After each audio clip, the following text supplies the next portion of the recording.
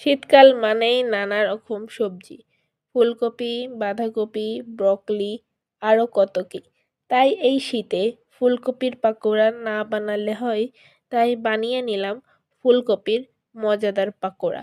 ফুলকপিগুলো প্রথমে ছোট ছোট করে কেটে নিব, তার মধ্যে লবণ, হলুদ, আদা রসুন পেস্ট, জিরা গুঁড়া, ধনে গুঁড়া, ঝালের গুঁড়া দিয়ে ভালোভাবে মেখে নিয়ে 20 থেকে 30 মিনিট রেস্টে রেখে দিব।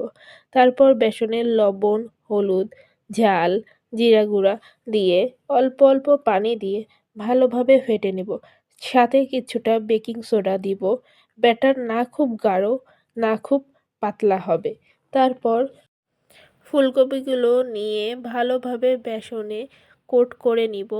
কড়াইতে তেল গরম হয়ে আসলে আস্তে আস্তে সবগুলো ফুলকপি লো টু মিডিয়াম আঁচে গোল্ডেন ব্রাউন হওয়া পর্যন্ত ভেজে নিব।